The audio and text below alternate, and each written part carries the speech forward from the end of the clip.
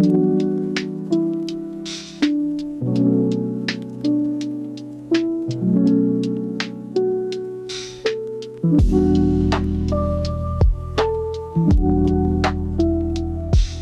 kali ini gue akan membagikan skema box NTX DCD106 yang terinspirasi dari skema box Dynacore yang umum digunakan. Skema ini dikhususkan untuk transducer speaker legacy dengan tipe LG 6962. Parameter yang akan gue bahas ini merupakan revisi 0 produksi 8 September tahun 2018.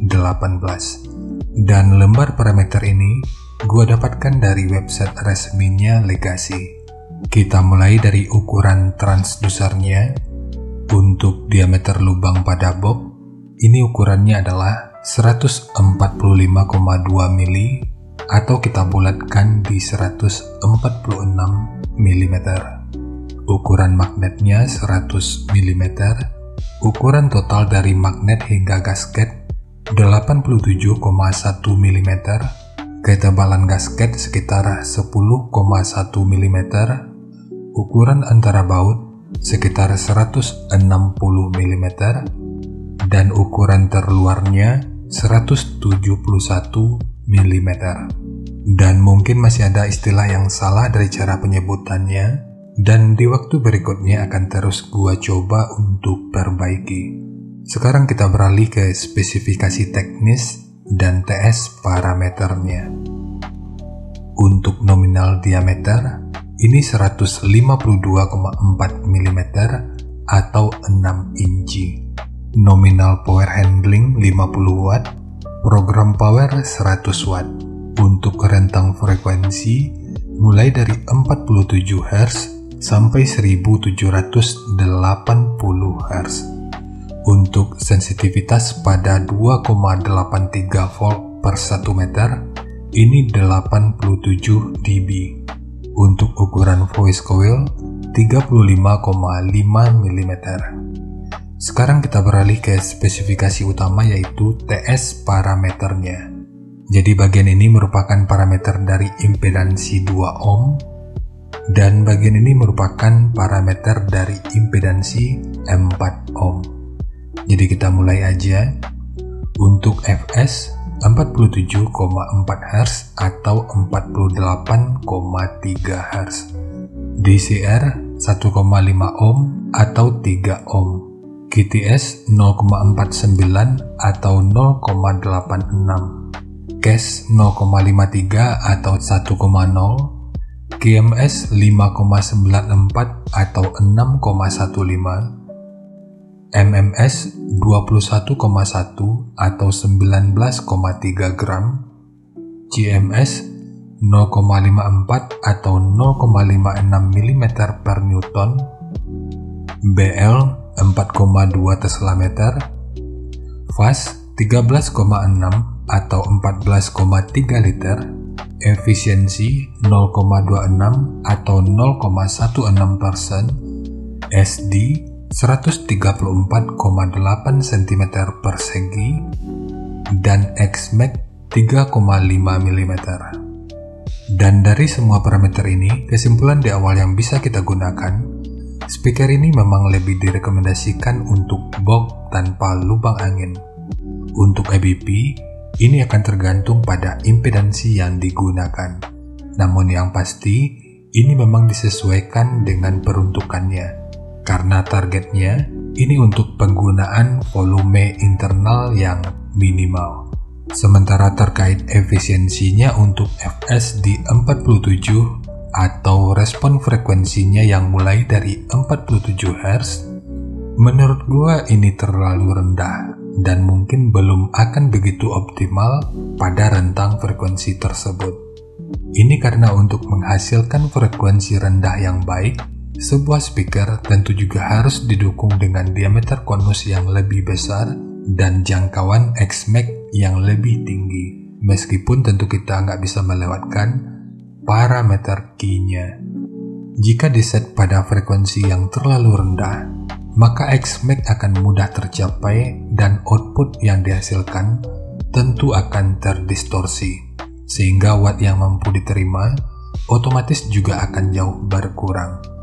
Dan dengan watt yang berkurang, maka SPL-nya tentu juga akan menurun. Jadi tantangan utamanya tentu ada di sini. Intinya, semakin besar sebuah box, semakin rendah respon frekuensinya. Namun daya tampung wattnya tentu akan semakin terbatas dan SPL-nya juga akan jauh menurun. Tapi seperti target penggunaannya, dengan parameter yang disajikan, ini tentu akan cocok aja untuk audio mobil. Sekarang kita masuk aja ke rincian semuanya.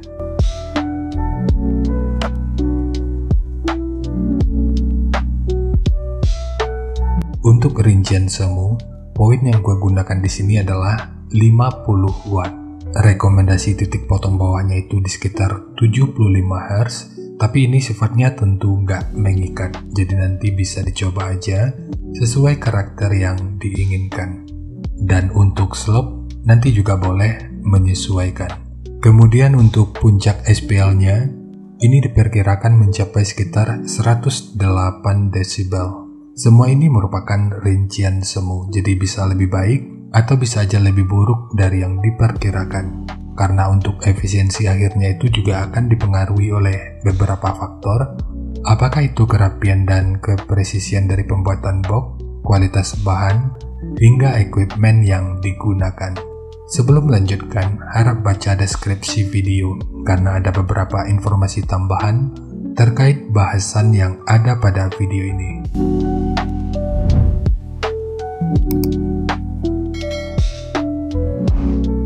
Dan berikut referensi yang gua gunakan dalam mendesain skema box speakernya.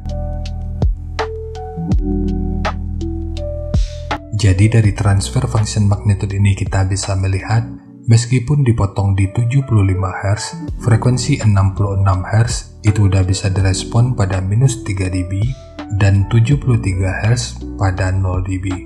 Kemudian untuk respon dari portnya, dengan daya 50 watt, pergerakan udara pada port puncaknya diperkirakan sekitar 13,2 meter per detik. Sementara untuk gain yang dihasilkan oleh port kurang lebih seperti ini. Jadi secara teori, untuk port ini akan membantu dalam merespon frekuensi hingga sekitar 51 Hz pada minus 3 dB.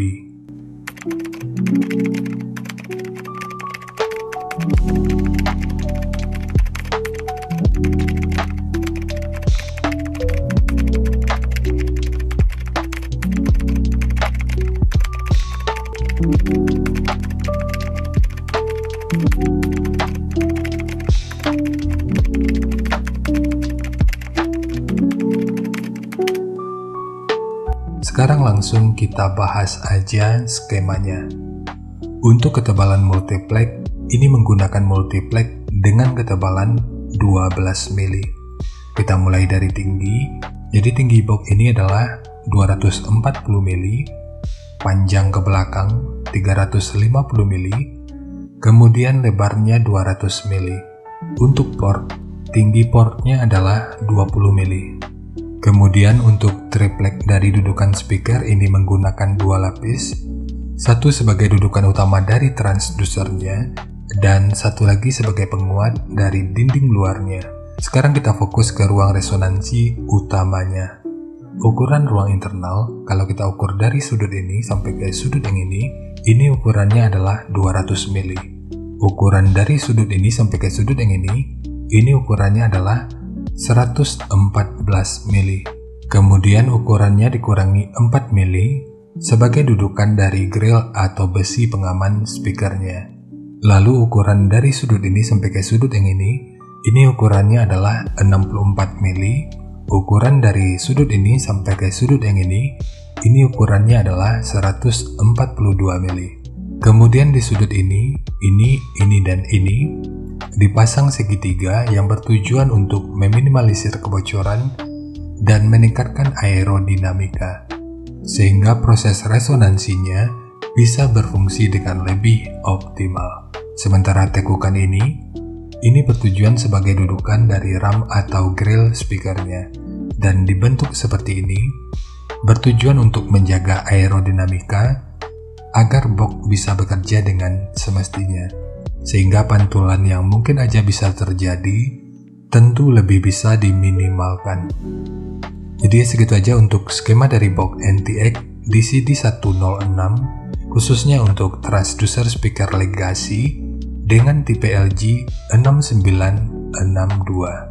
Jika nanti lu punya link review dan video cek soundnya, silahkan bagikan aja pada kolom komentar agar bisa dijadikan referensi juga buat teman-teman yang lainnya. Terima kasih untuk lu yang udah nonton sampai detik ini. Bagaimana tanggapannya atas bahasan kita kali ini? Sampaikan aja pada kolom komentar biar kita sama-sama bisa belajar agar lebih baik lagi. Dan seperti biasa, jika lu suka dengan bahasannya, silahkan like dan share aja videonya ke teman-teman lain yang sekiranya juga suka dengan topik yang sama. Untuk lu yang udah berlangganan, terima kasih banyak atas dukungannya. Dan untuk lu yang belum berlangganan, jika berkenan, bantu subscribe-nya. Dan jangan lupa untuk baca kolom deskripsi dan kunjungi juga tab komunitas untuk mendapatkan informasi dan update terbaru. Jadi segitu aja, dan kita ketemu lagi pada video yang lainnya.